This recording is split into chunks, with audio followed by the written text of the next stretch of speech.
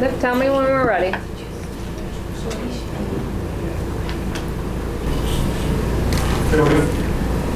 We're going to call the meeting to order. It's 4:36 on July 10th. We're going to start with the Pledge of Allegiance. I pledge allegiance to the flag of the United States of America and to the republic for which it stands, one nation, under God, indivisible, with liberty and justice for all. Tonight we're going to start with swearing in our superintendent first, and then we'll swear in our board members, Alice Ann Benedict and Barbara Bowman.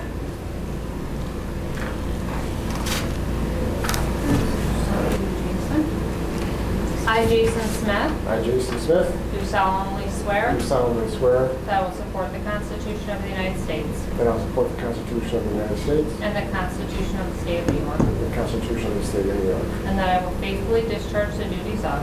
And that I will faithfully discharge the duties of. Superintendent. Superintendent. Of the School of Batavia City. Of the School of Batavia City. School District for the school year.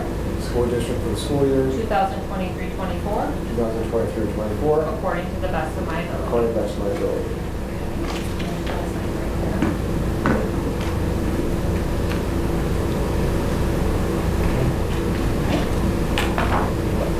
Alice Ann and Barbara next.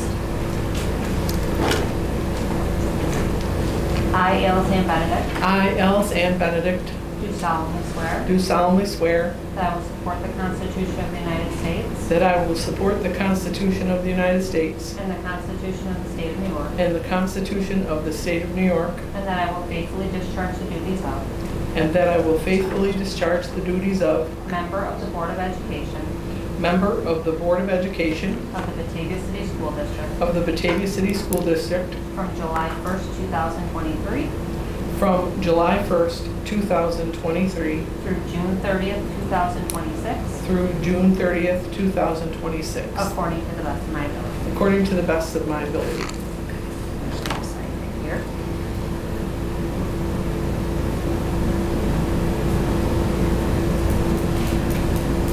Very nice. Congratulations. Thank you. You're next, Barbara. Yeah, that's me. You. I, Barbara Bowman, I, Barbara Bowman, do solemnly swear do solemnly swear that I will support the Constitution of the United States that I will support the Constitution of the United States and the Constitution of the State of New York, and the Constitution of the State of New York, and that I will faithfully discharge the duties of and that I will faithfully discharge the duties of member of the Board of Education member of the Board of Education of the Batavia City School District of the Batavia City School District from July 1st, 2023 from July 1st, 2023 through June 30th, 2026, through June 30th, 2026, to the best of your ability. according to the best of my ability.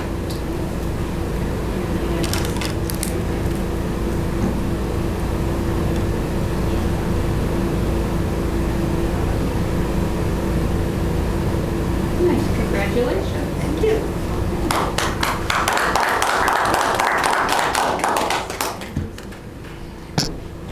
Okay, next on the agenda will be a vote for the board president, and then that person will take their oath. So at this time, I'd like to know if there are any motions for a board president. I'd like to make the motion for John Marucci. Second. Are there any other motions for anyone else?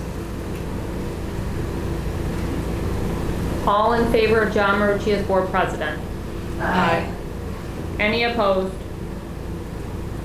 Okay, congratulations. Let me just do your vote real quick.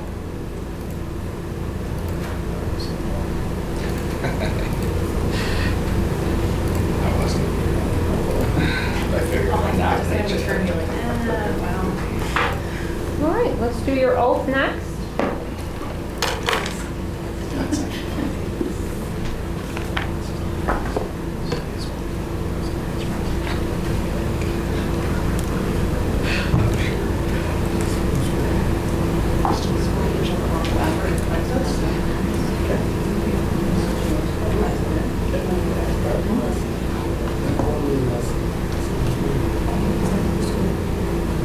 Yeah. I, John Marucci, I, John Marucci, do solemnly swear do solemnly swear that I will support the Constitution of the United States that I will support the Constitution of the United States and the Constitution of the State of New York, and the Constitution of the State of New York, and that I will faithfully discharge the duties of and I will faithfully discharge the duties of President of the Board of Education President of the Board of Education of the Batavia City School District of the Batavia City School District from July 1st, 2023 from July 1st, 2023 through June 30th, 2024, through June 30th, 2024, according to the best of my ability. according to the best of my ability. And then you're just going to say, well, excuse me, here, I'll put you in here.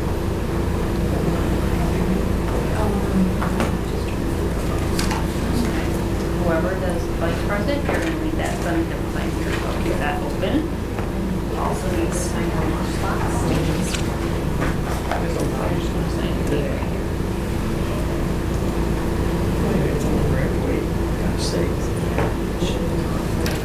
Yeah, you did. Whoever is your vice president will sign it. Okay. Okay? Yep. Okay, next up is the, first off, thank you very much, everybody, for your confidence in me being your president for another year. I really appreciate it. Thank you. Next up, could I have a nomination for vice president? I'd like to nominate John Riegel. That would be Ms. Lindley. Could I have a second? That would be Mr. Warren. Could I have And a who roll, are you please? nominating? Riegel. John Riegel, sorry. Okay, and that was Lenby and Roll. Yes. Any other nominations? All in favor? Aye. Any opposed? Very good. Okay. My cheat sheet. That's your cheat sheet.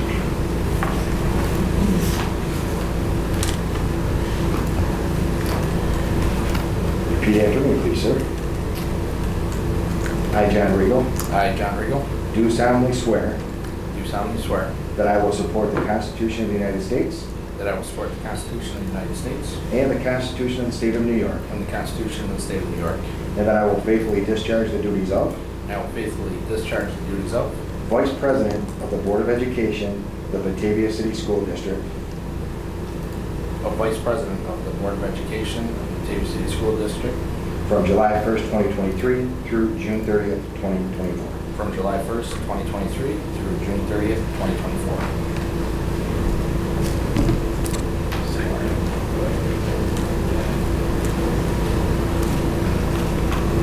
Can I sign here? Because I'm not the president. Congratulations.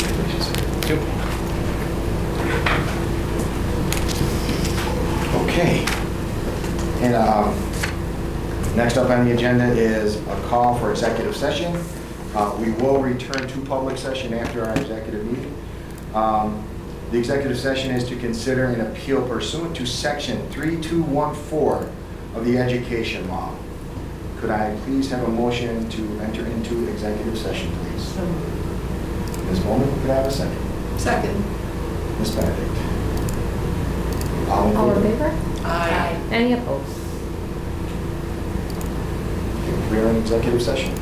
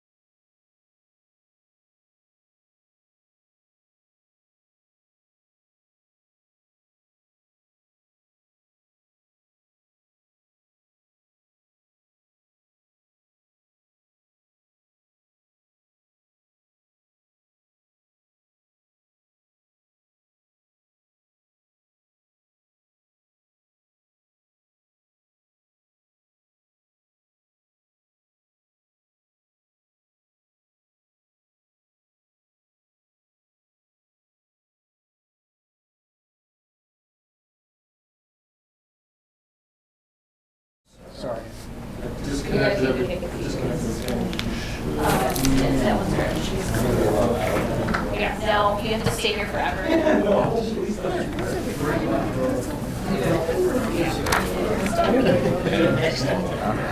Good? Good, John? All right. Well, everyone, could I have a motion to come out of executive session? So moved. Ms. Lembe, could I have a second? Mr. Roll. All in favor? Aye. Any opposed? Okay.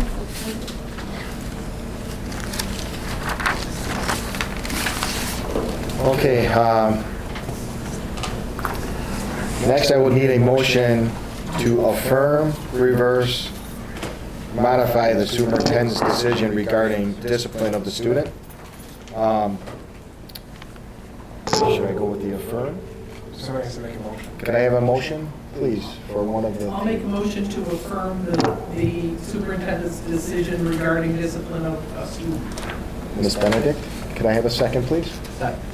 Mr. Roll. All those in favor? Aye. Any opposed? Yes, I am. One second.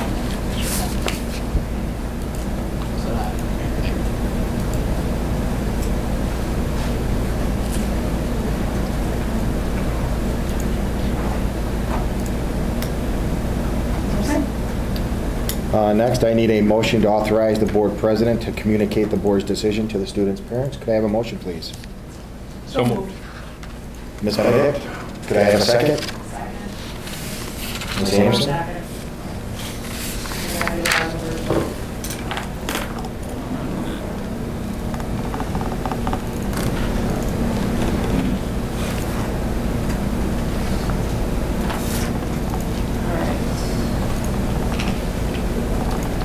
Alright, the motion authorized was Alice and Corinne? Yes.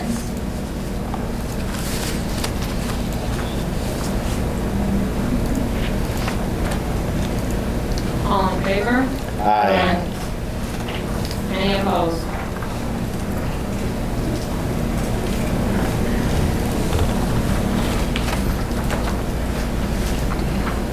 The reorganization meeting will resume with approval of items as listed. There's no public to be heard right now.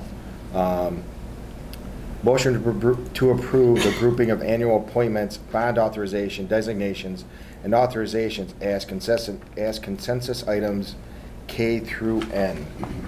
Could I have a motion, please? So moved. Mr. Regal? Can I have a second? Second. Mr. Roll? All in favor? Aye. Any opposed?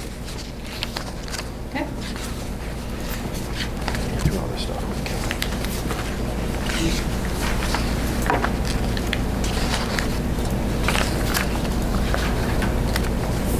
New business, resolution for authorization for the superintendent of schools to hire employees pending board approval. May I have a motion, please? So moved. Mr. Regal, may I have a second? Second. Ms. Lenve? All in favor? Aye. Any opposed? Okay. Number 2, New York State Employee Retirement System, Standard Workday, Batavia City School District staff. May I have a motion, please? So moved. I don't know which one said that first. Ms. Benedict? I didn't say a word, but. Oh, yeah. Was it Corinne? Ms. Anderson? Okay. Could I have a second, please? Mr. Roll? All in favor? Aye. Any opposed? Okay. Next up is our board committee assignments.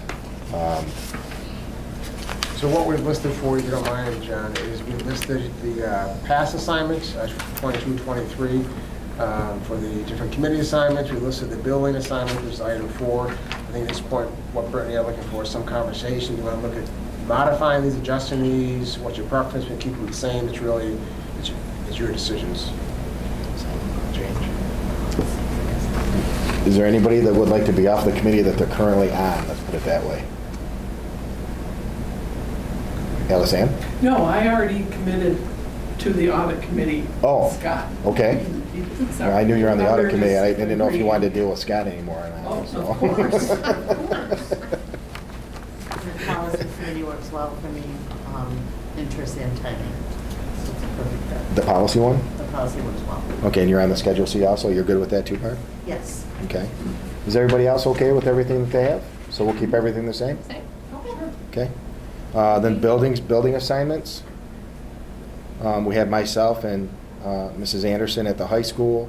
Barb and Jen are at the middle school. Alice Ann and Ches are at John Kennedy. And then Mr. Regal is at Jackson Primary and Robert Morris. Is anybody looking to change, or are we happy where we're at? You know I like the middle school. I know you do. So we're good then? It's easy. All right, so that was easy. I like that. We'll do motions on these. We need motions on, okay. Yes, please.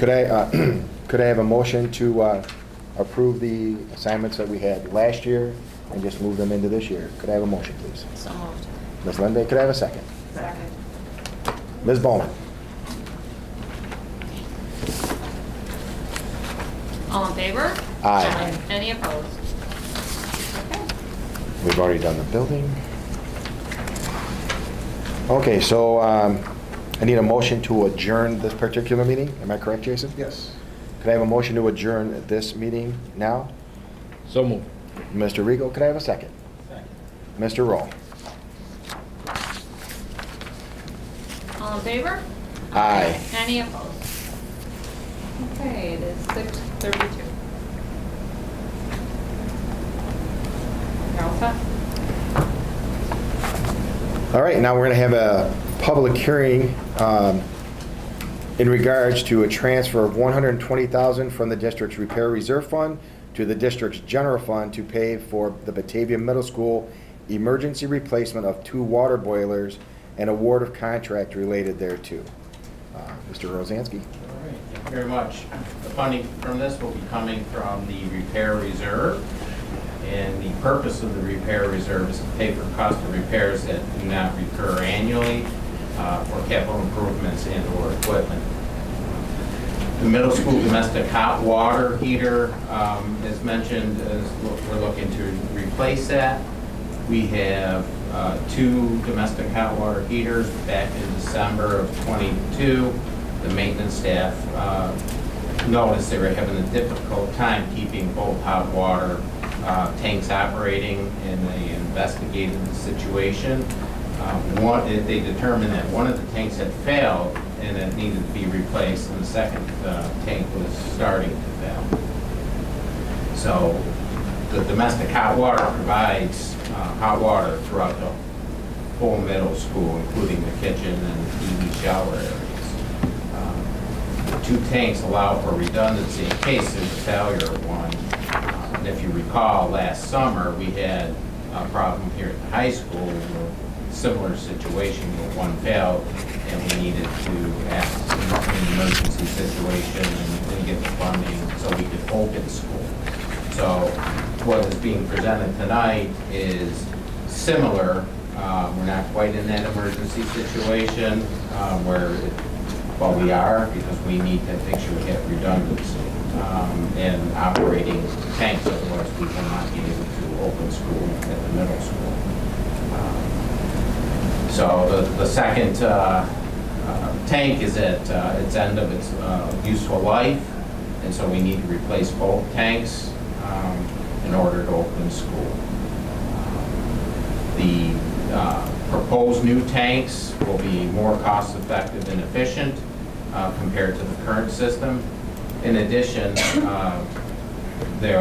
we'll be running a new flue piping to the exterior. We'll be patching the roofing, expansion of the existing housekeeping pad for the new heaters and storage tank, installation of water piping, and rework of water, gas, and electric for the new heaters. What's being presented to the board tonight is to declare the situation emergency, approve the seeker so we can proceed, and then a resolution to transfer up to $120,000 from the repair reserve. The quote that we received, because it's emergency, we don't have to bid it out, or we can just get quotes. Quotes we received is just under $89,000 from one of our current contractors on the capital project 2020 Phase 2. The architect fee is $15,000, and that comes out to about $104,000. In case of a contingency, we are asking for authorization up to $120,000, just in case we run into problems. If you may recall, when we had the elevator issue at the middle school 2.5 years ago, we thought it was X. We had to come back to the board for some additional funding. We're trying to prevent that need to come back to the board if there's an issue that we need to address. So contingency is about $16,000. We won't spend it if we don't need it. We will not need construction manager fees. Our director of facilities and the staff will oversee that aspect of it. So we're asking for transfer up to $120,000 from the repair reserve. The current balance is $98,315.95. There's going to be $30,000 transferred if the board approves from the unemployment insurance reserve to the repair reserve before this transaction goes to the board. So that'll bring our balance up to $128,315.95 if approved. And the minimum amount in the repair reserve, if we spent the whole $120,000, will be $8,315.95, or the maximum amount, $24,334.95. So we will still have a balance in there, and we will replenish the repair reserve with year-end funds if funds are available. I'm open to any questions. You said that part of the money comes from the unemployment insurance reserve fund. Why is there excess in that? Or why can't you take the monies from that? We have to transfer it. We have a surplus in our unemployment, so we are transferring some to cover this cost, and then some is outlined in the board to the capital project. That's a separate thing. But in order to fund that, we'll call it potentially anywhere from $6,000 to $16,000. We needed additional funding. Otherwise, if you don't approve that transfer, we would have to take it from general fund. So You're just saying that there's a surplus in the unemployment insurance reserve. correct. But any of that 16,000 contingency would go back into the repair reserve? Correct. Okay. Any other questions? Thanks, Scott. Appreciate it. Okay, could I have a motion to close the public hearing, please? So moved. Mr. Rigo, could I have a second? Ms. Benedict?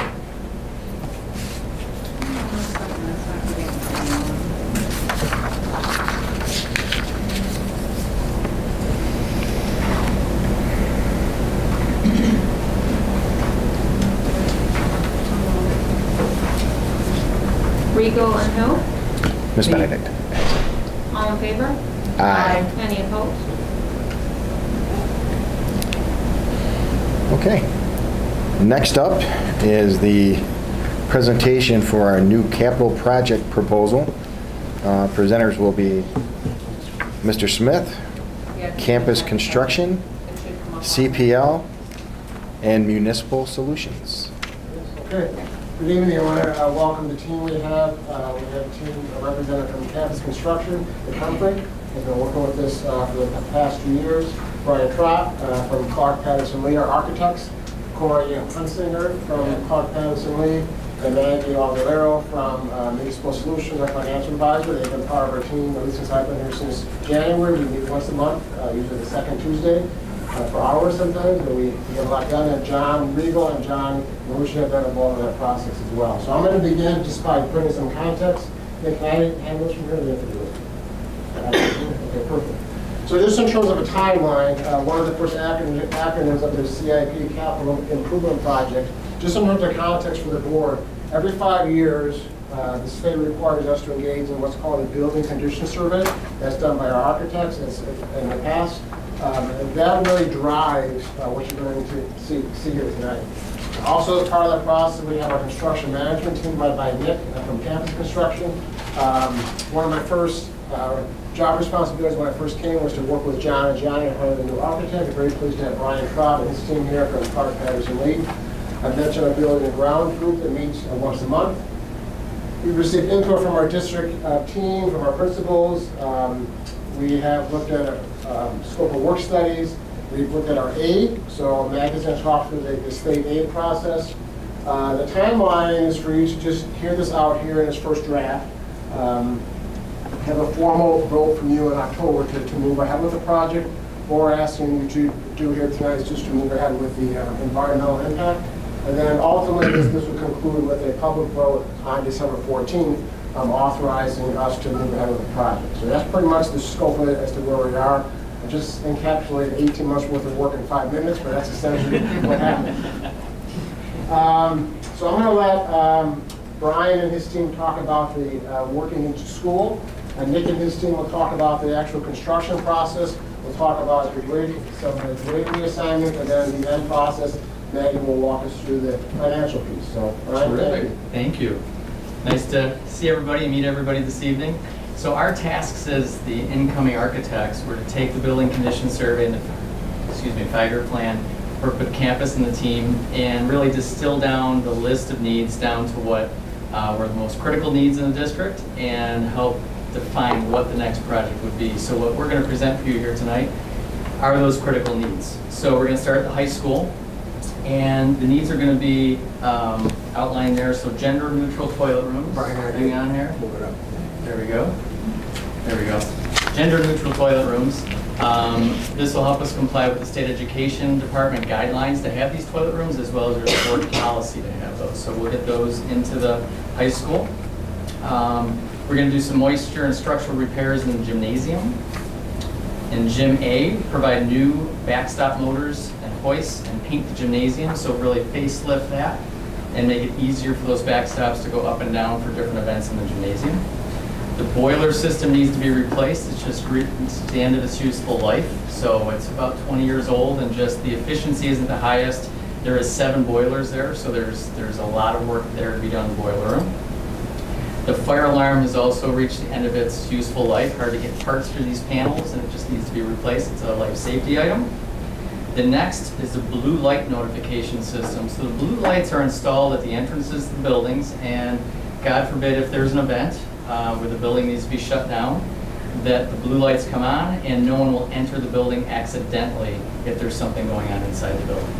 One quick side note to that, we actually had a little field trip. We took Jason up to Sweet Home Central School District where we just installed some new blue light technology. So we got kind of a feel and a flavor of what you guys want. I brought 2 principals along with me too to kind of get their input on. So that was helpful to us to kind of get a sense of what other districts are using to improve our notification system. The next item is auditorium renovation. Do some facelifting in that space. You've got new rigging and lighting, but the rest of the space will facelift. Then we've got some roof replacement. You've got roofs coming out of warranty. You've got some roof leaks here and there, so we're going to address the roofs, make sure the rest of the building stays dry. Asset preservation item. IT infrastructure replacements. These are kind of that self-explanatory, but we need to keep up with technology, so keep the IT infrastructure up to date. The next 2 items are synthetic turf at the JV baseball and synthetic turf at the varsity softball field. So we've got a aerial photograph with those 2 fields shown. The fields are staying in the same configuration as they are currently. We looked at moving them around, changing this. We had 3 or 4 different options, but it makes the most sense and it's the most cost effective to leave them in the current locations. As everybody's probably well aware, the softball field is very wet in the outfield. The district's done a lot of work to try to improve that, but really this is a one and done fix. So we'll bring the elevation of that field up. There's a lot of stone that goes under the field. We'll be able to capture all the water and get it out of the way. So it's very hard to play baseball and softball in upstate New York without synthetic turf, just because of the amount of rain. You know, the turf just goes to mud very quickly. So that is the high school scope. Any questions on that? So that's the reason you were suggesting that we install turf, is because of the wetness. The wetness, twofold. The softball field is very wet and saturated more than most fields, but then all fields are really wet in spring. Yeah, so it's hard to play games any district in upstate New York. Yes. Yeah, I was saying, just to kind of add to that, if you noticed, our softball and baseball have to start a lot later because of the time, and sometimes now they're utilizing bandana just to get outside, so putting that turf would allow our athletes to get out once the season starts right out there as well. Okay. And can I ask about the moisture structural repairs near the gym? What does that mean? Yeah, so our team got in under the building, and the building is completely safe. Don't think it's not safe for the staff and students, but there's a lot of deterioration on the structure in the crawl space. The structure is made of concrete with steel, and there's a lot of moisture down there, so over the years it's just deteriorated. It's safe, but it just needs to be, we need to stop the deterioration and just get that back to 100%. Okay. So there'll be like additional, some pumps will install, some concrete patching, and then drainage throughout, basically, you know, waterproofing in essence your basement to make it stay dry. Why no lights? Is that more of a funding? It was a funding, well, not funding, but it was a cost issue. So I think if you can back up to slide, Brian. I think we're going to make it light ready, but no lights. So, right? Yeah, Correct. so what we're doing in a lot of fields, it comes down to funding, right? Everything does. So what we suggested, which is the best thing for your district long-term, is while we have everything dug up, is to actually put the conduit in, put the bases in, so that if you ever decide to add lights, you're literally just going and putting the poles on the bases and you're all set. So it's trying to plan ahead for the future, but trying to fit all of that, you'll hear a little bit later on, of just trying to make sure everything fit from a financial It's standpoint. better also, current wants versus needs. Right. So we did talk about that. This blue light system, you're saying that it warns others from, in case there's a crisis going on inside the school? Yeah, the building's locked down for some event, like an active shooter. The building locks down and no one enters in the building because they see the notification at the doors. So and who would know that? Who would know that the blue light means you don't go in? Your staff will be educated, and it's, like Corey said, if it's PE, where they take the kids out and they want to bring them back to the building, they see the blue light, they know, don't even go near the door. We have maintenance staff outside mowing the grass type thing, so. Yeah. And the police would know. Yes. Yeah. Correct. They're That's actually very, tied right in. When the blue light system goes off, they're patched into it, so they immediately know. As soon as someone activates the blue light panic device, they're instantly notified.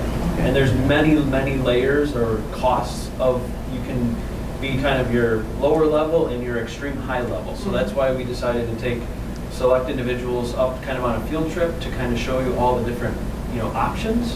And I think this district picked the right things for you here in Batavia. Okay. For what you actually want to accomplish based on your protocols for safety.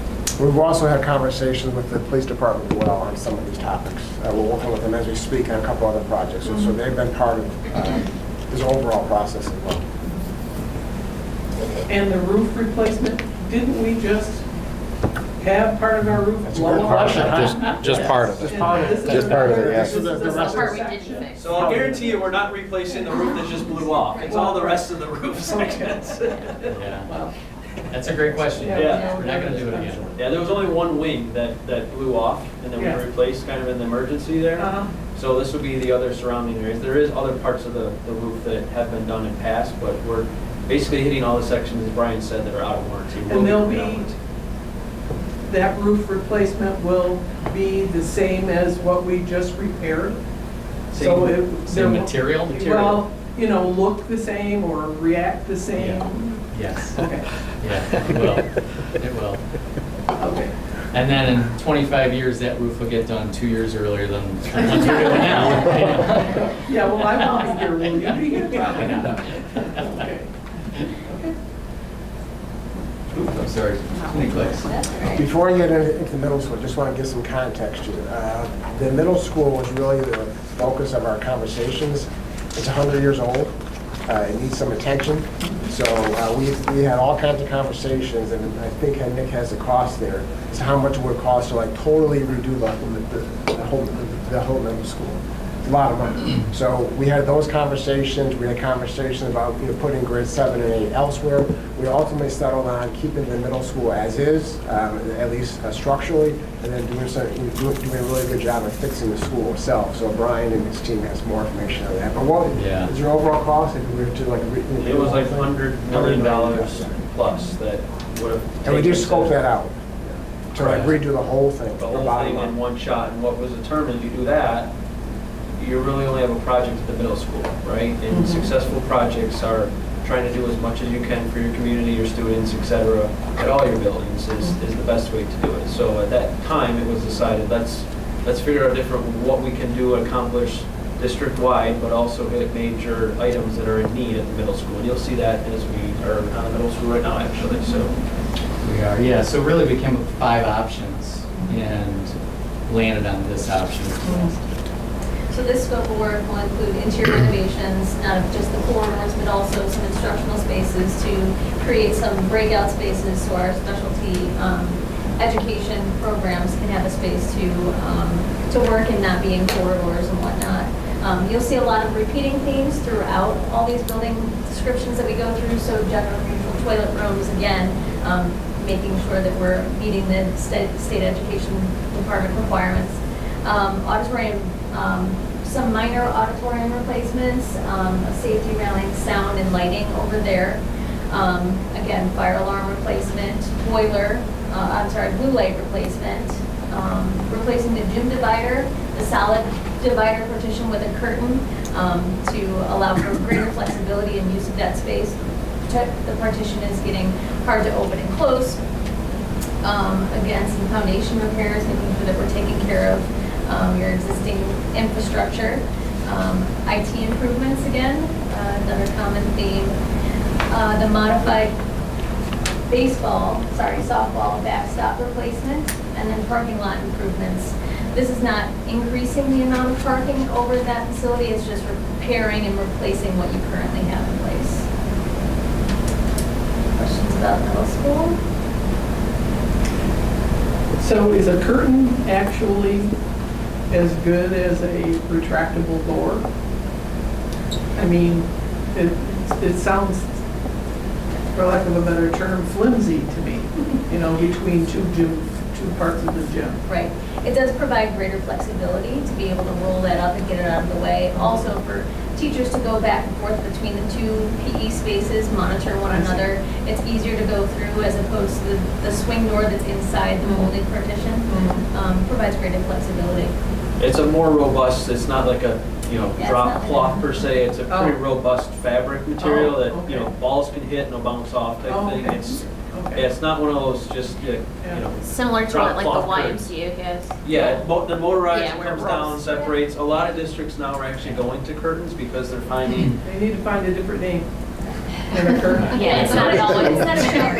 Yeah, this is about it, You know, it's not at all. When it said curtain, I'm like, oh, so the one side can watch the yeah, other side. not like in the nurse's office where you just pull the curtain close. Right. Yeah, it's a pretty robust, Okay. movable roll-up panel is probably the best way to say it. Because what we're finding too is, back in the day, it was very common for divider walls, right? The folding accordion things, well, those are starting to become very obsolete, hard for parts to be found. They take up a lot of space, so if you see a lot of gyms now, that all comes out, you got a little extra alcove in there, and then you have the rollable down wall, we'll call it, not a curtain, and it's very, very flexible. Okay. Find a better name. Yeah, we do. John Kennedy. So these are going to start to sound very familiar. Fire alarm system, again, PA and clock replacement, and just a system that's at the end of its useful life needs to be replaced. Blue light notification. Then we go to loading dock. We've got a trench drain, which is a drain in the ground that collects the water that's not working. Along with that is a drain tile. And then we've got roof replacement again, gym divider replaced with a heavy-duty fabric curtain, IT infrastructure, and then JV field improvements, including the amenities, but no lights. What are those improvements going to be? You're not putting in turf over there? We're not putting in turf, no, but new benches. Dugouts, fencing, Dugouts. some sidewalks, Okay. We're looking at Nick because he's got the estimate. backstop, and some miscellaneous accoutrement equipment that goes with it. Okay. So, yeah, the grass field, stays, and it's just the surrounding items that go with it. Okay. So I'll say, and that'll help right now with that JV softball field. As you know, the benches are like 2 feet from the sidewalk and the road, so that'll make it a little bit safer, I think, for our student athletes, and really bring up those, both the middle school and that field up to standards of what, Batavia City Schools should be offering our student athletes. On to Jackson Primary School, building mounted site lighting, foundation wall repair, again, fire alarm replacement, phone system replacement, PA clock replacement, blue light notification system, IT infrastructure, replacing the failing retaining wall, and pavement replacement. Again, not expansion, but replacement. Questions there? So Jackson School right now is the least expensive. Yes.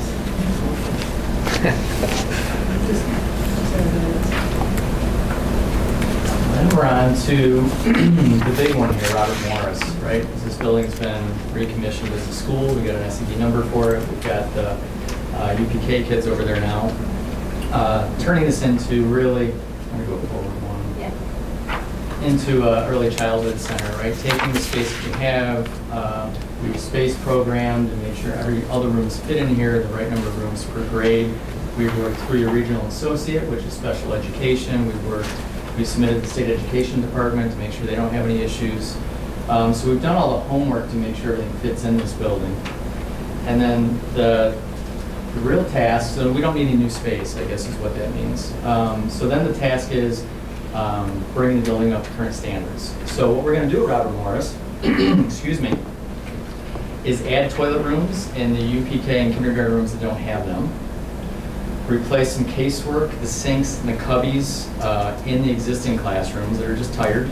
They all work, but they're tired. We're going to create some meeting and evaluation rooms. We're going to do OT-PT room renovations, create dedicated resource rooms that get pull-out spaces to work with the youngest kids one-on-one, not be in the corridors, not have distractions.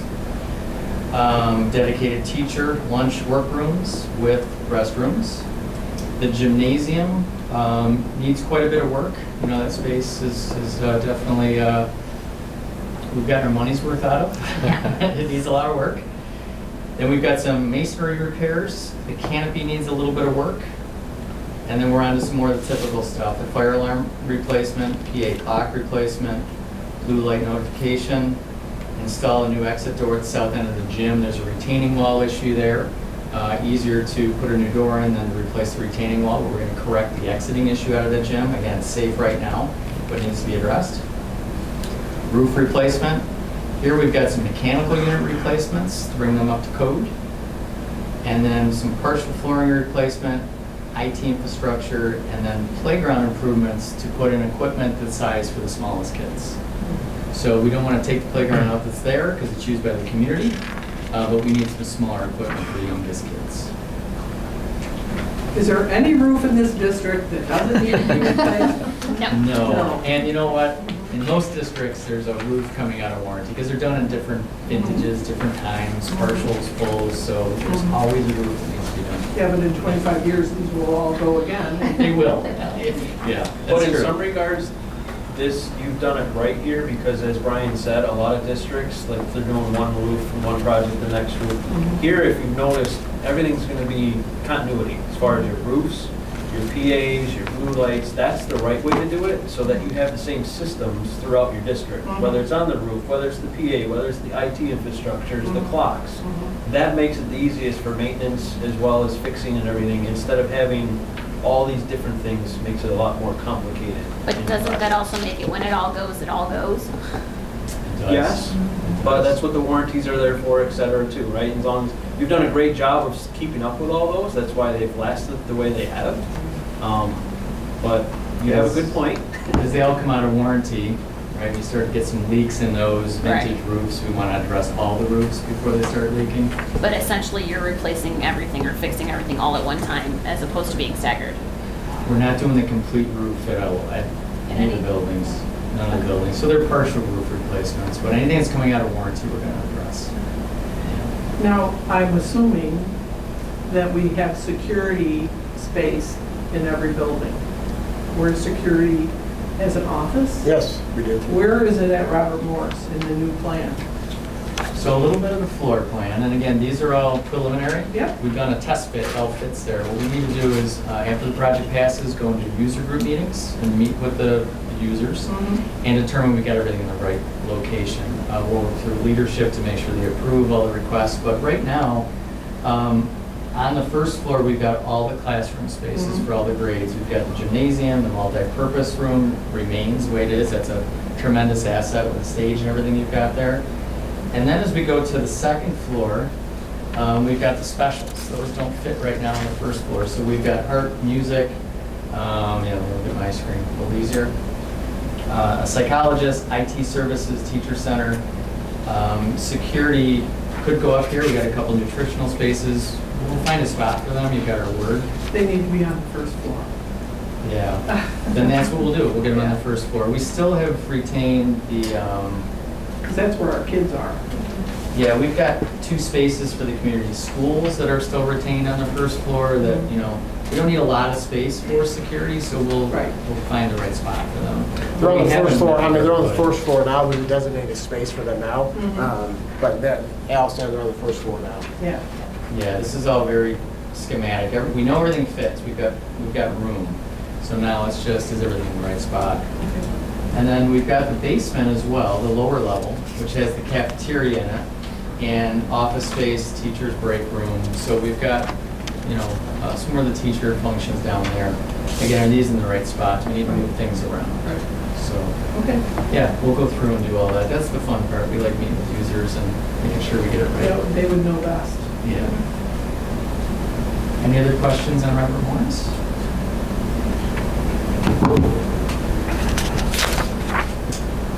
Lastly, at Richmond Library, there's a small amount of work over there. Toilet room renovations, replacement, IT infrastructure, and site fence replacement along the north property line. Questions there?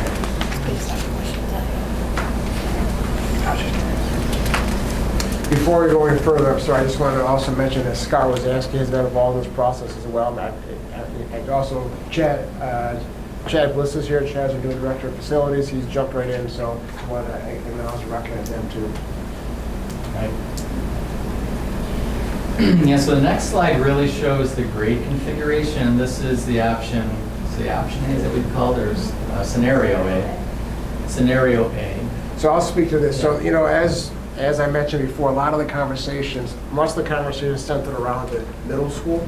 So in consultation with our building reps, our principals, we tossed around a variety of options, everything from ranging from shutting the whole middle school down, to putting grade 7 and 8 over here, to like going up the middle school, starting again. That is way too cost prohibitive. So the feedback that we received is, and I mentioned this in my emails to the staff later on, the putting 5th grade back at the elementary setting seemed to be the most well-received, and also was the least well-received 10 years ago when the 5th grade was moved to the middle school. So that really is the crux of what we're trying to accomplish there. The rest of them kind of works as a domino effect. So the high school will stay as is, grades 9 through 12.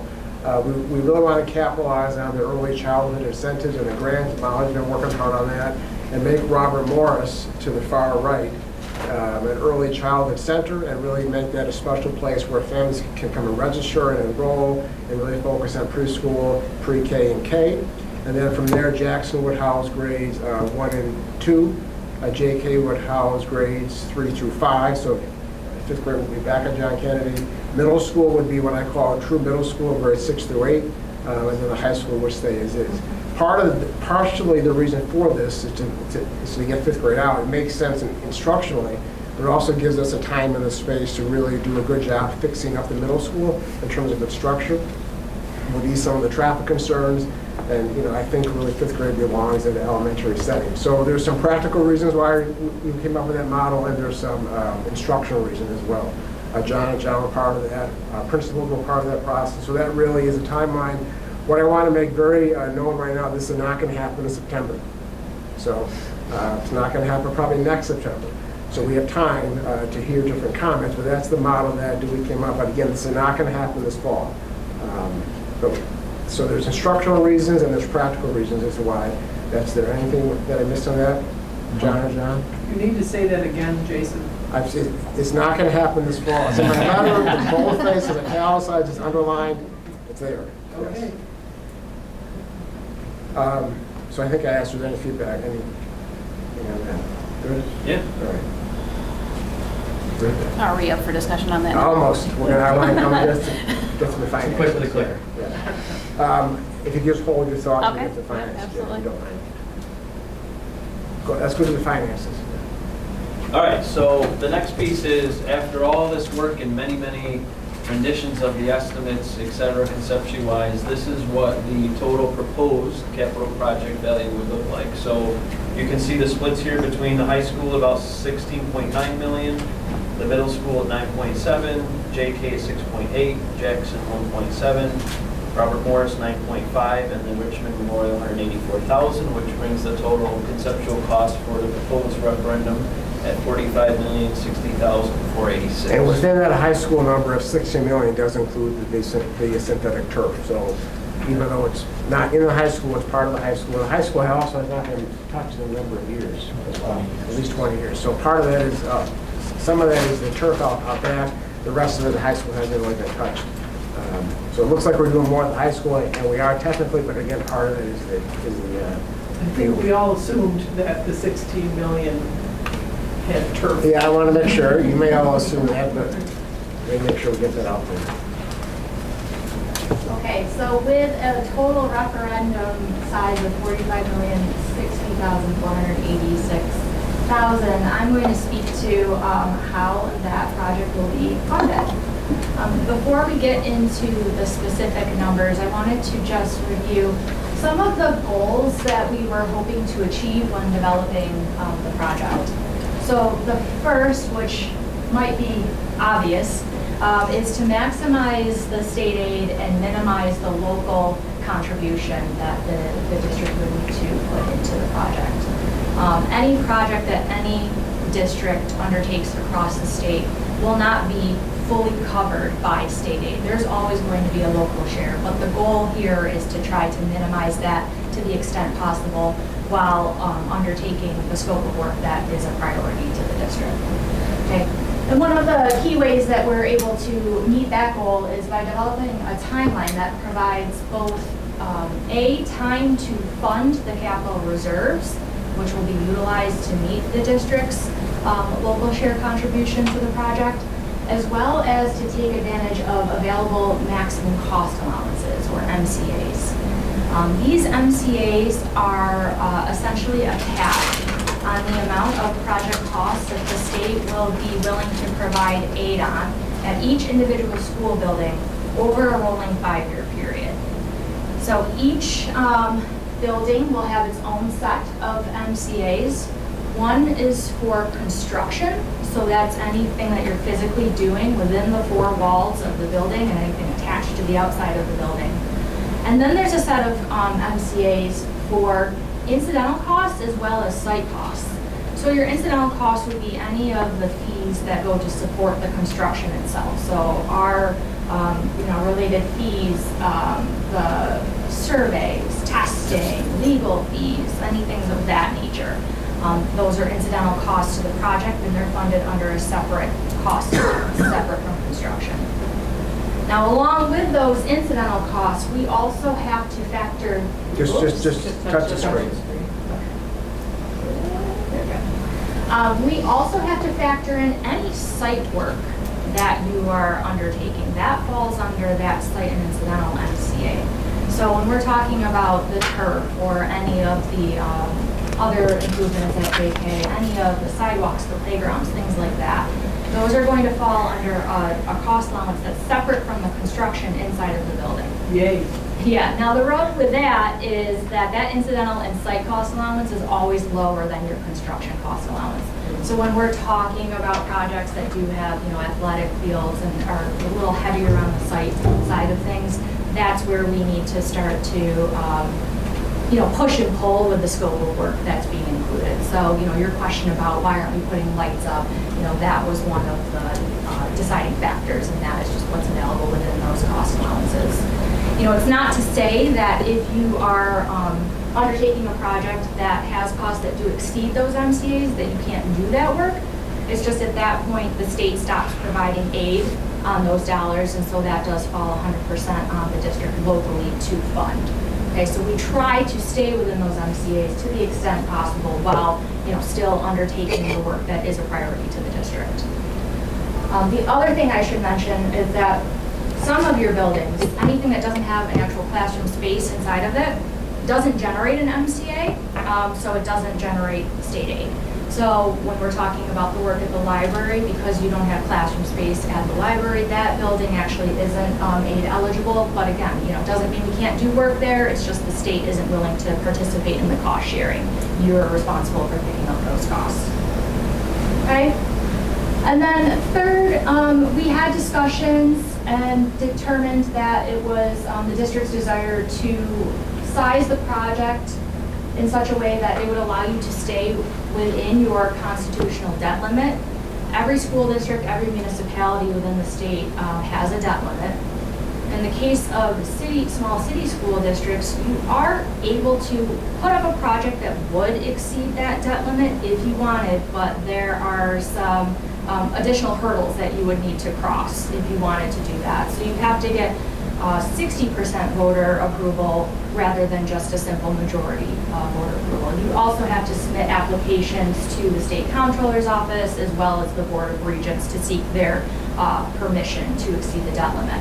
And in this case, we felt that you had enough room within your debt limit, you know, over the course of the number of years that we'll be borrowing for this project, so that as you have debt service falling off, we can replace that with the new debt service associated with the project. So, you know, that was a consideration, making sure that we size that project appropriately to fit within the debt limit and not have to go through those additional hoops to get the project approved by voters. Okay? Now getting into more of the specifics on the funding sources here. We're looking at, out of the $45 million that's going to be put before the voters, we're looking at that scope of work to be anticipated to be around 94% of that to be aid eligible. So as I mentioned, you know, we do have some scope components in there that may not be fully aid eligible. So the work at the library.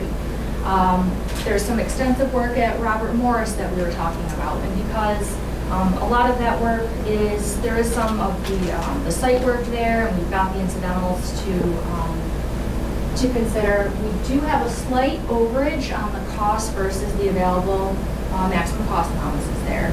So that pulls down the percentage a little bit there. And then a large driver behind that number as well is just contingencies that we've built in. We want to put a conservative aid estimate out to the public. And so we've got about 5% of contingencies in there, and in the event that, you know, some of the aid maybe doesn't come in as expected, maybe some of the costs come in a little bit higher than anticipated. So we wanted to make sure that we've got that pot to pull from. Now, out of every aid eligible dollar that we're looking at, as I mentioned, the state's never going to fully fund any project that any district puts up, even if it's 100% aid eligible. And that's because every district has a building aid ratio. And so that's your share of the cost versus the state share of the cost. So luckily here at Batavia, we do have a very favorable building aid ratio of 92.5%. So for every aided dollar that we're looking at here, the state's going to pick up 92.5 cents on that, and the district would be responsible for that other 7.5 cents. Okay? So putting this all together, as I mentioned, the voters will be approving the $45 million referendum value. But the way that the state building aid program works is it's actually more of a reimbursement type program, wherein you need to get the project approved through the SED review and approval process, go out, actually construct all of the work, close it out, and then submit reports to the state detailing every dollar paid to every vendor on the project for each individual purpose. At that point, the state will review those reports, agree to what's in them, and then at that point, they'll start to pay the building aid out to you over a 15-year period. So they're going to be paying you out 15 equal annual payments at the end of the project. Because of that, you're not going to have all of the cash on hand that you need to pay the project And the related state's not gonna give us invoices. $45 million. Right, yes, yeah, yep. Eventually. So, you've got to pay those invoices, 15 so years, how I you're would going to reserve do for that? Yeah, you're going to be actually issuing municipal bonds to finance the project up front over a 15-year period to match the state aid payments that are coming in. So each year, the amount of building aid revenue coming in is going to meet or hopefully exceed the amount of the debt service payments going out, okay? So because you're going to be borrowing for those bonds over a 15-year period, you're going to be paying interest on that debt, okay? Which the state does provide aid on. They understand that this is the way that, they set up the program to work. So they know that districts are incurring these interest costs, so they'll pay you aid on that interest over the course How of much the loan. is the aid for interest? So similar, it's all a formula, it's not like Yeah. exactly, Yeah. An exact science, but it'll be at 92% or 92.5% of the loan. Right, Yeah, yep. So, I just thought in the spirit of full disclosure, and it's important for you as a board to understand that you do have, interest on the debt service that we're going to be taking out. So when we're looking at the total cost of the project, factoring that in, we're looking at $60.4 million, okay? Now, the voters will not see $60 million on the ballot. They're going to see and approve the $45 million. I just thought it was important for you all to have that understanding here, okay? But the good news is the state is picking up a large chunk of these project costs. So out of that $60.4 million, we expect the state will be providing aid in the amount of $53.5 million. So that leaves the resulting local share balance of $6,928,000, which we expect will be funded fully through the capital reserve contribution. So through the savings account that you guys have worked hard to build up and fund. That's covering the local share of this project so that no additional taxes will be needed to support the project. Now, you said the state gets sent the invoices and they approve it. In theory, can they deny and decline things? So what it is the state won't see the invoices itself. They'll just get a report at the end of what you paid. And they will review and they can determine some of those costs to be ineligible. But if you remember, that's why we built in that contingency in there. So it may be, for example, some things like furniture and equipment typically aren't aid eligible. If you're going to go through, construct a nice new classroom, maybe you want to put in some new tables and chairs or whatever. As long as we know that we've got this unaided contingency to pull from and we're not exceeding that, then, we should be covered. And we all as a team have a very good idea of what is aid eligible and what isn't. As an example of the furniture, we would advise the district that we may not get aid on that. We can still submit, but they might say no. Yep. Everybody would agree, we move ahead with it, and we plan for it. And we just pull from that makes sense. Yeah. Built in there. But before you go on, Jen's question was real quick. Can you repeat that last sentence on there again? So because the district has been able to build up its capital reserve fund, we expect that this project will be fully funded with the reserves and there will not be a need to raise any additional taxes to support the project. Okay? Another one of those loud and clear kind of things. Yes, that's also my statements too, Al. All right, so to wrap everything up, so as you can see, there's been a tremendous amount of time, energy, thought process, push and pull, what can we fit, et cetera. So you've kind of seen the scope, you've seen the finances, what everything is costing. And the last piece, just to kind of answer questions you may have is, well, when's this going to actually all take place? So just as we've done a very thorough review of all the financials and the scope and your buildings and everything, we've also started to come up with a plan of how we're going to construct this. And you'll notice at the top that we've actually figured out a way to do this in 3 distinct phases for a few reasons. One is so that we can, the first phase is actually a lot of the roofing work, the high school, Robert Morris and John Kennedy work.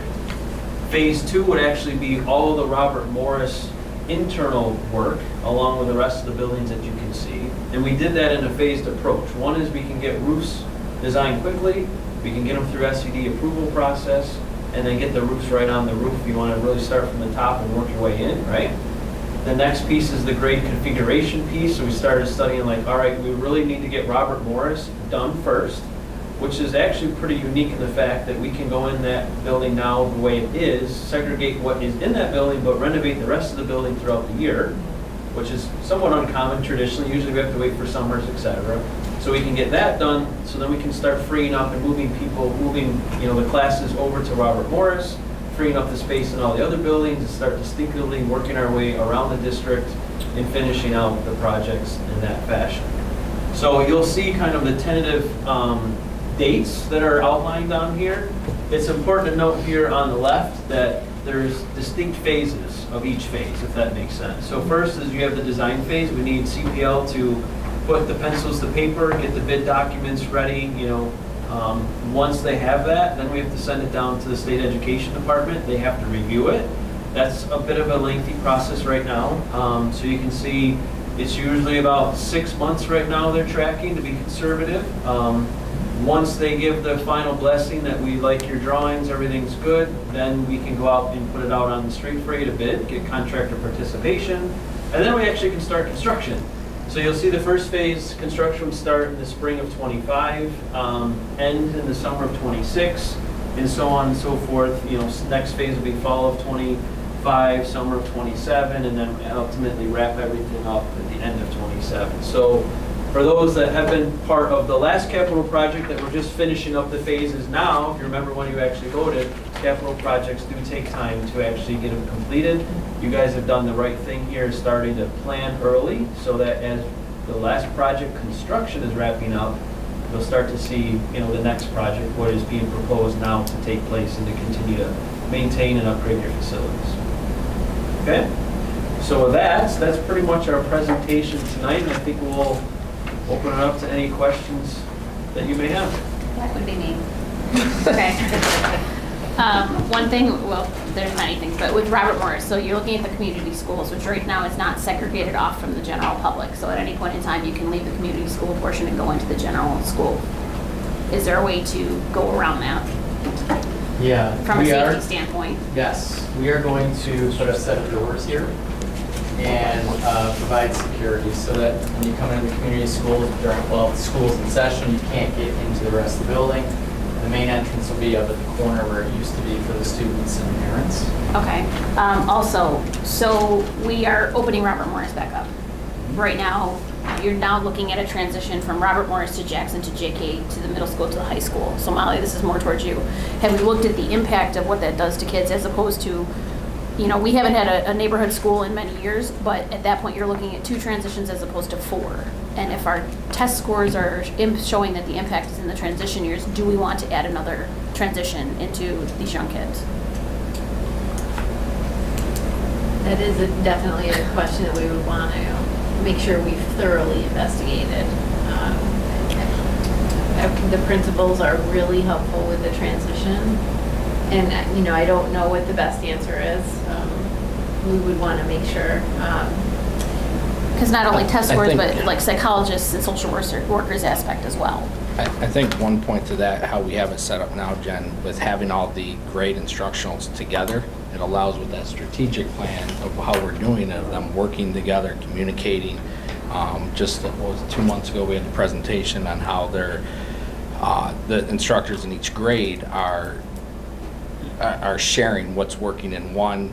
We had the maps up or the charts up of showing if it's not working with one class, the other teacher, the other instructor. So having them together like it is now, I think is beneficial for the students. I think the point you're making too, as we talked this afternoon about the transitions, if this model does in fact go through, I think, we would have to be even more conscientious of kids, because as you said, now they transition, they come into, they come into kindergarten or they come into pre-K, they switch buildings every 2 or 3 times, so they'd be switching building one more time. So we would want. Well, yes, but it's not like, I guess, I wasn't here, I wasn't obviously on the board when the whole neighborhood schools disappeared, but is there any benefit to doing it the way we're doing versus a neighborhood school? Because you don't look around at many other places and see a school system where everybody's switching every 2 years, as opposed to either a K through 5, a K through 7, whatever the case may be. Even in the surrounding areas, most schools in this area do not have this configuration. Right. So have we shot ourselves in the foot by doing this? Well- And if we're going to open up the extra building, does it make sense to go back to a community school, I think a a couple neighborhood of school? I think that's fair. I think a couple of things, Jen. I think we want to compare ourselves to schools more like us. So schools, like around us are really not like us, although we right, but they're more of a central school type setting. What was my other point? Rockport's very much like that. And the advantage from having been a teacher in a Right. district where there were neighborhood schools, it's really hard to kind of be on the same page. But if you're the curriculum coordinator and you have a curriculum set, how hard is it to tell or ask your principal to say, okay, hey, this is what we've been doing, this is what's working, Yeah. why aren't we using this in the school? It's possible. I think this is my other point I was going to raise too. In the feedback meetings we had with the principals, with John and John as well, there was almost strong consensus around really focusing in on Robert Morris as one point as the early childhood center and really capitalizing on that, which true can be happening in any school setting as we talked this afternoon, but really capitalizing on Robert Morris and making it the early childhood center, having our families register there, having that really be the ingredient point, and then to John and Molly's point about centralizing all third grade. Also, we have kids from all across students from all across the city now that interact with each other, whether they live on the north side, east side, west side, or south side. They all merge. So I think there's some benefit to that too. I believe that one of the issues, and I wasn't on the board 10 years ago, but was that with the individual neighborhood schools, I'll use this as an example. Robert Morris was known as having students come to the middle school better in science because those teachers in that school had that same mindset. And the kids from John Kennedy were better readers. And that the teachers in 6th grade could actually see what school the kids came from by their abilities skill-wise, reading, science, math, and whatever. And I think when they went to the configuration that they are now, that it was felt that we want all the kids to have all the advantages all the time. Everybody will be great at science because we're in this house, this 3 through 5 or 2 through 5 house, and in one setting instead of around the city. But I guess then the answer would be, had we found that that's worked? It I have hasn't. no idea. That would, well, I And would then assume also, that's the curriculum coordinator. As a parent of 2 kids who are 2 grades apart, my kids are never going to be in the same school. If I were to start new and have my kids at the same time, I would never be in the same school until we get to JK. So then you're looking at, if it was a neighborhood school, could I walk them to whatever school my kids go to? So you live on Columbia Avenue, but you can walk to JK, you can walk to the middle school, but are you going to walk to Robert Morris and Jackson? Probably not. So now you're forcing a busing situation, which we know We is could high have on the another budget. bus. Like our school buses, it's one where that's a large portion of our budget is Yeah, in the that's an buses. expense, So yes. does that change if we went back to a neighborhood thing where you can walk conceivably? I think a big thing, kind of what Alexander was touching on too, having all the kids in that grade together really does have that gets them conformed together, as opposed to, oh, you went to, I'm a Southsider, so I'm a Jackson school guy. Oh, you went to Jackson, as opposed to JK or Robert Morris. Now you're a second grader at Batavia City School. Those kids are together. go right on through all their education. I think together. it would at least be worth a discussion with the faculty and staff to get an opinion on So I it. think, yeah, so I think. I think it's one where, like I said, from a parent Yeah. standpoint, would I want to transition 4 times instead of 2? So I think once this is announced, we're going to go into heavy-duty listening mode. The board will have another opportunity in October to, to have us go ahead with it. And honestly, the grade configuration itself isn't necessarily tied into the scope of this project. If we were Right, oh, and I completely if our understand hand that, I was- just think it if needs our to be hand was- said, because if you're configuring Robert Yeah. Morris to be If our hand was- just K and, UPK and 1, and that if there's a possibility that it no longer is, then that would also need to be Yeah. put into the Right, scope and I of don't- looking right. at the design. Right, I would want to hear from our parents. I mean, since I've been here, I haven't heard, the urge to go back to NIB. I'm not saying that doesn't exist, but it has not been brought to my attention. I've heard the opposite, but what I've heard, that's not to say that your feel is not accurate, is that we've centralized pieces that John has said, everybody has that potato experience, but that grade configuration is not tied into any funding. Certainly if we hear things loud and clear possibly to the contrary, we'd have to listen to that. But again, in the user group meetings that we've had, as a team, we've settled on this model for lots of different reasons. But your comments are fair. Okay. Any other questions? No, I think that got it. Thank you. I just want to thank Brian and Nick and Maggie and Corey for their work, also Chad and Scott for their participation, and also John have been involved. So there's more work to be done. The only thing that we're asking the board to consider tonight is to, one, approve some contracts tied into this, and then 2, giving us permission to go ahead with the environmental review.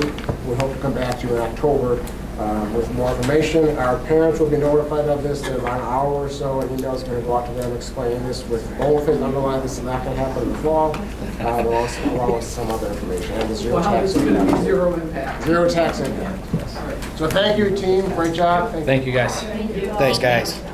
Thank you. Thanks, everybody. Yeah, thanks for the great questions. See you guys next Tuesday. Yes, thanks. Heavy duty fabric. There you go. Okay, next up is reports, and first up is superintendent's I report. just want to recognize in my report in the agenda, I did include a note from Assemblyman Hawley. He recognized us for the award we received last month from Utica National. A nice note from him recognizing the work we have done on the safe schools. Congratulations to the class of 2023. Summer reading programs begin tomorrow across the campus, math and ELA camps. And we have athletic training happening. We have about 30 to 40 students at each session. Parents, if you're listening, we are moving to electronic bus transportation forms. We're in the process of digitizing those, so parents can expect emails, text messages, social media alerts. We're going to target having our families fill out bus forms via a fillable PDF. That's coming up in the next couple of weeks, so please be on the lookout for that. We did receive some comments regarding summer meals and the process for that. The state has changed the rules this year. There are no more remote pickups. We received some feedback on that, so the regulations have changed. So the meals need to be taken in on site. Anything else to add to that, Scott? And speaking of Scott, later on tonight, you'll have a recommendation to accept Scott's retirement after 2 decades of service to our school. So I'd like to thank Scott now for his work. I've worked with him for the past 2 years, and as a taxpayer myself, I just want to say I appreciate Scott's efforts over the last 20 years. So Scott, thank you. Thank you.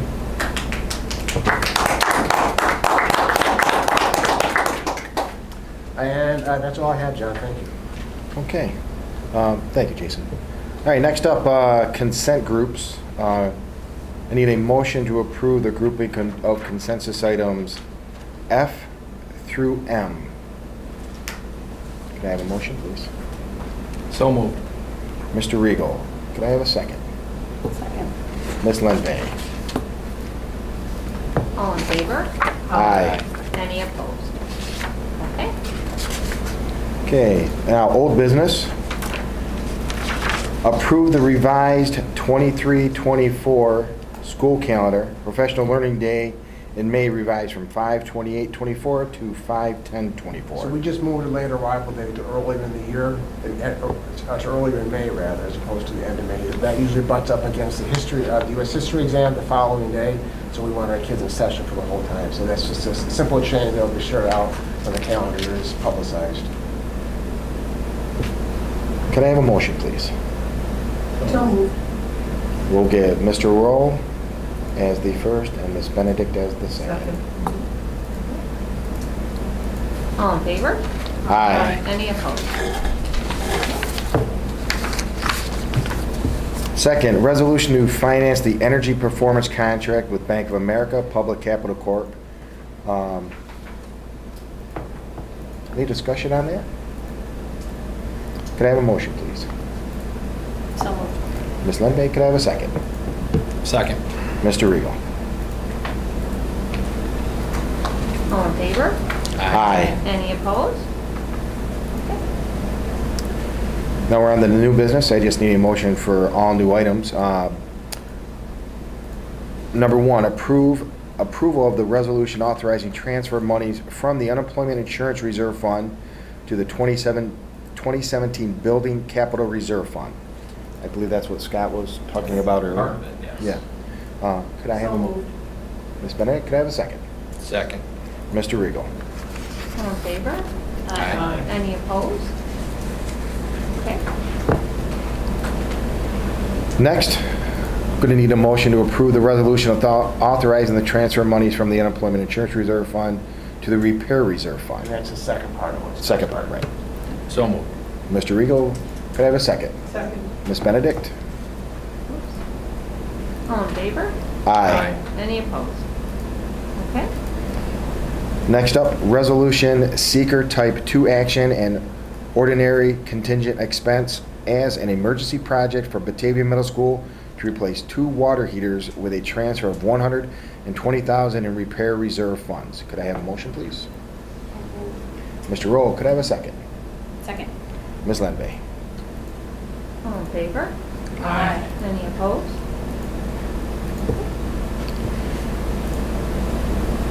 A motion for the contract and amendments with SEI for professional architect services, additional project, BMS emergency hot water heater replacement, professional fees of $15,000. Could I have a motion, please? So moved. Mr. Regal? Mr. Roll? All in favor? Aye. Any opposed? Okay. Resolution for intent to serve as lead agency for seeker type 1 action for district-wide capital improvement project. Could I have a motion, please? So moved. Ms. Benedict, could I have a second? Second. Ms. Anderson? All in favor? Aye. Any opposed? Okay. Approve proposal and resolution for CPL to provide architect services related to seeker type 1 district-wide capital improvement project, professional fees $4,500. Could I have a motion, please? So moved. Ms. Lenbe, could I have a second? Mr. Roll? All in favor? Aye. Any opposed? Approve contract and resolution to appoint CPL as architect for district-wide capital improvement, pre and past referendum fees. Could I have a motion, please? So moved. Mr. Regal, second? Second. Ms. Benedict? All in favor? Aye. Any opposed? Okay. Approve the financial risk assessment and corrective action plan prepared by Lumsden McCormick LLP. Could I have a motion, please? So moved. Mr. Regal, second? Mr. Roll? All in favor? Aye. Any opposed? Dual sports participation, is there any discussion on this? So, if you don't mind, if I can point some things out to you. Absolutely. I'm happy to hear some conversation. There was a request to put dual sports back as a discussion item. This really, at some point, does not need board approval. I'm looking for head nods, some feedback I've received from you. Mike Bromley and I worked together on this. Mike did survey our coaches, And what we've shared with you is a redline version of some possible changes, recognizing some of the comments we've heard. Essentially what we're recommending are 2 modifications to the dual sports, with the understanding this is still a fairly new concept, and it may need to be looked at on a yearly basis, because every year we seem to have new situations with this. So under number 2, which is a primary sport, essentially what the feedback we've gotten and what Mike and I have talked about, the AD and the head coaches of each sport will make a final judgment call on any extenuating circumstances, for example, state versus sectional, how we want to handle that. Before, it was not as vague as as vague as we would like it to be. We want to make sure we can live in the gray on that. And then the other item you heard last month, we had some students participate in 6 sports, 2 in the fall, 2 in the winter, 2 in the spring. So we had some commentary around that. The proposed change there is to allow a student to only participate during 2 seasons, fall and winter, winter and spring, fall and spring, that type of thing. So those are the recommendations that we have for you. They're not set in stone, but I'm happy to hear your comments on this moving forward. So thank you, John. Do we need to? We don't have to vote on it, just have it. Okay. Under the heading, students participating in 2 sports during the same season, aren't the first 2 sentences contradictory? Student athletes are now allowed to participate in 2. Oh, I thought it said now allowed, and then all of a sudden you said, but if you want to. So what would it come down to is, say I'm on the track team and I play softball. Yeah. And we have a track meet and a softball game the same day. Yeah. But I declare a track as my primary sport. A track meet and a softball game are equal in terms of that contact, so the student would go to track. No They questions would be asked. Obligated to go to track. Because they designated track. Because it's equal. It's a track meet and a softball game during the regular season.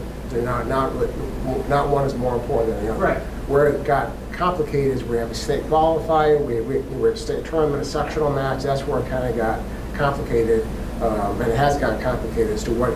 So if we have a student in a sectional match and a state qualifier or a state event, is a way that we can, like live in the gray to get the student to possibly participate in both without it being so black and white. So that gives us some more room.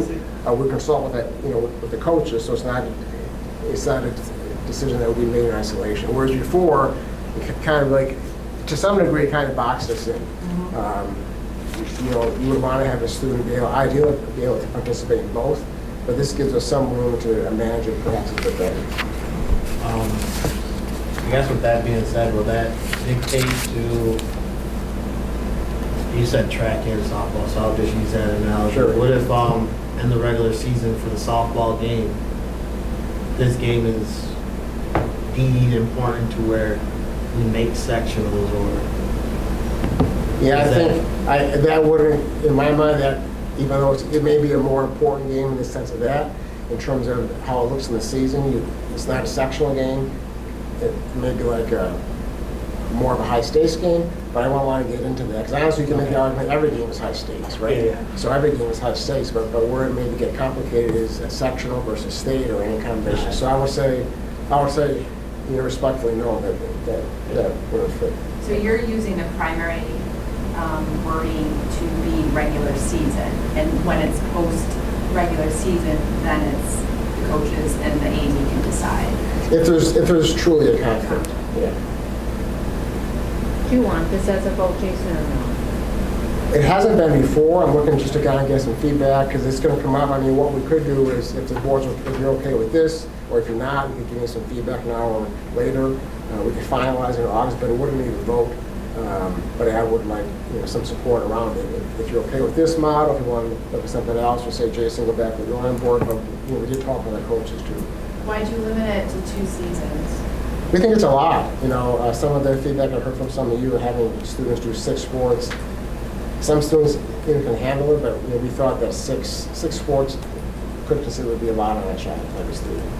Some can handle it, some can't, but even the ones that can or did, we're not even sure how well. I mean, we don't know for sure if they felt stress. And we had one here. Julie was doing 6 sports, board rep. I mean, appearance-wise, she seemed to handle it. Right, she's a great girl, but is it a lot for a student to be able to take on? And, you know, if you go back to how much we want students to be able to handle and not reach a breaking point, 6 varsity sports, you know, from somebody, coming from someone that never played a sport seems to be a lot. Do you know how many kids we had do more than 2 seasons? I could find out, I don't know offhand. I was just curious on how many of them. A decent amount, I don't really want to. I think we had a lot, honestly, I think we had a lot. Yeah, there's a decent amount. I mean, I know, I can think of 10 kids off the top of my head who work all of them, you know. Now, does the kid pick the primary sport or does the coach? The kid, the child kid. Any other questions on it? I'm in support Does it- of this proposed revision. It seems clear. Yeah. And, you know, and if it comes to a controversial whatever, sectionals or whatever, then it should be the athlete and the AD and the coach that make that decision. Yeah, I think we're good. Okay. Yeah. Okay, thank you. All right, other reports, any board member comments or reports that anybody has that they'd like to share with anybody? No? I just have, I want to congratulate Alice Ann and Barb for being voted back onto the board. I'm glad you guys are still here. I think we have a very strong board again this year and for years to I come. think we're the oldest board members. We have a great I'm so board. wise. We have a great board. We have a great board. The other board that I was on, we didn't have Barb and my age on the board. Now, I think we have so much insight and wisdom, maturity, and all stuff now. But thank you, guys. Administrative reports obviously are on there, so if anybody needs to see them. Next, I'm going to need a motion to go into executive session for matters relating to the medical, financial, credit, or employment history of a particular person or corporation, or matters leading to the appointment, employment, promotion, demotion, discipline, suspension, dismissal, or removal of a particular person or corporation. Could I have a motion, please? Mr. Roll, could I have a second? Second. Ms. Lenve? All in favor? Aye. Any opposed? Do you have that sheet? We are in executive session. We will not be coming back. Do you have that sheet? Which Do you have one? that sheet? What sheet, this one?